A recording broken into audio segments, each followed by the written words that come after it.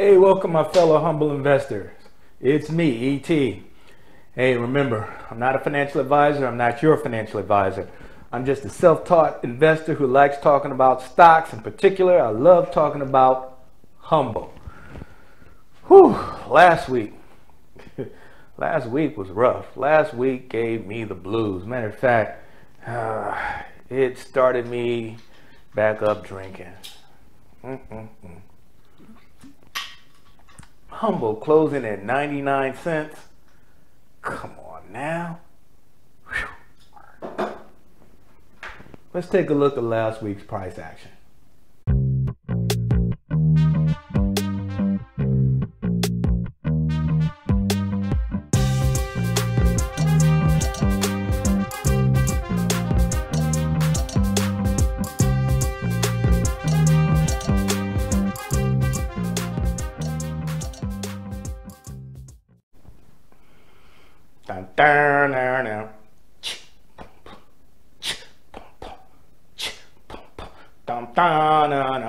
I bought Humbl, expecting to get rich, turned out to be a son of a bitch. I'm mad, I'm mad, spelled M A D mad. Hey guys, I'm just having a little fun. After last week with Humbl closing at 99 cents, whew, giving me the blues. But guess what, guys? I am still 100% on board with Humbl. Just a small little hiccup in the road to success. All right, let's check out last week's price action. Hey, Humble Nation, I need you guys to do me a really big favor. Make sure that you hit that like, subscribe, and notification buttons.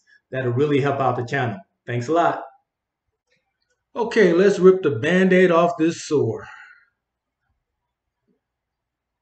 Okay, this here is the Humbl security details. It's really just, I just want to show you the authorized shares versus the outstanding shares.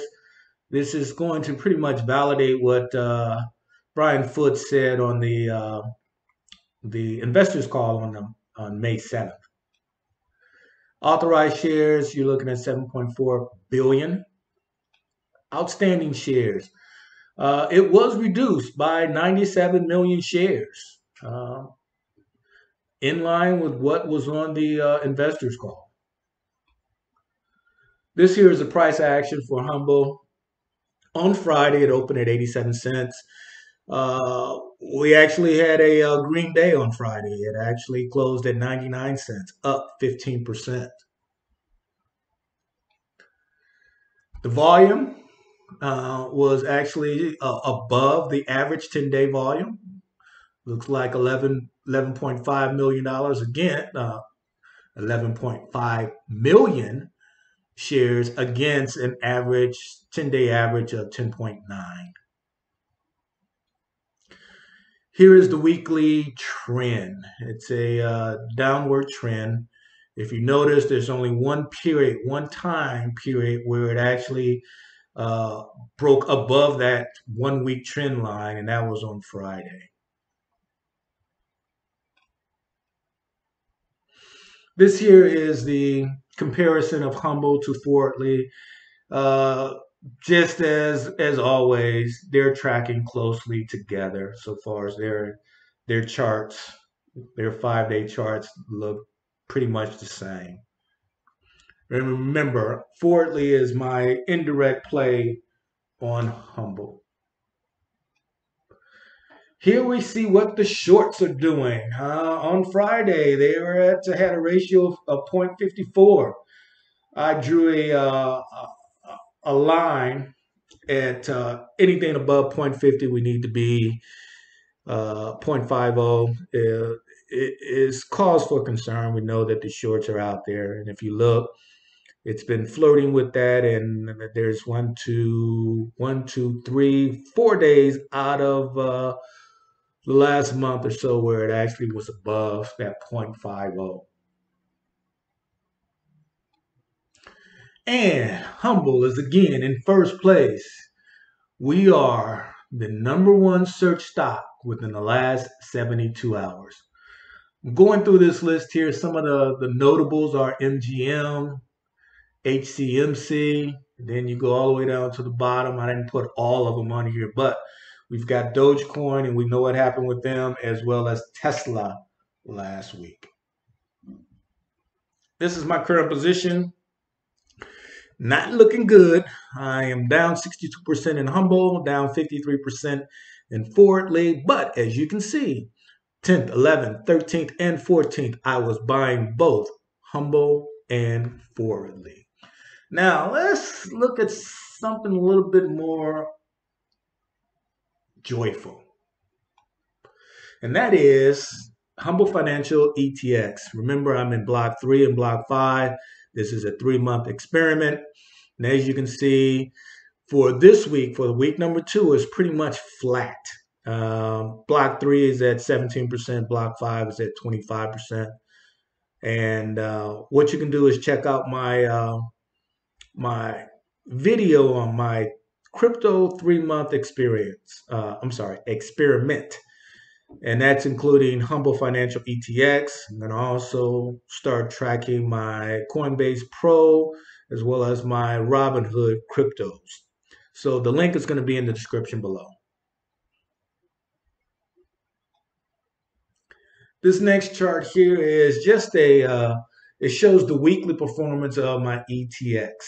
And as you can see, we closed out the week. We were at $1,211.92. The previous week, we were actually at $1,217. So pretty much for the week, it was pretty much flat.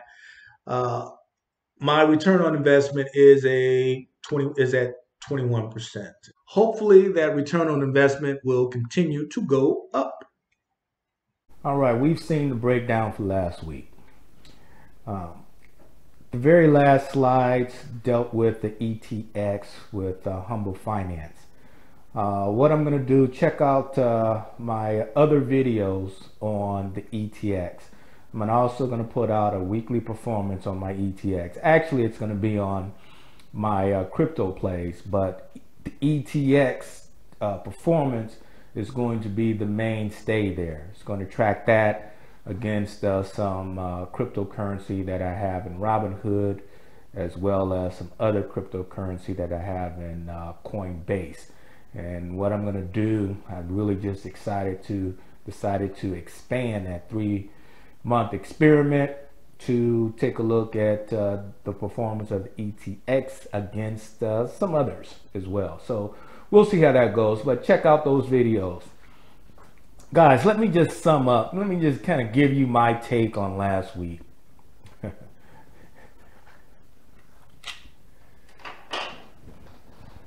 Better days are coming. Hang in there. I'll see you next Sunday, if not sooner. You guys take care. Bye-bye.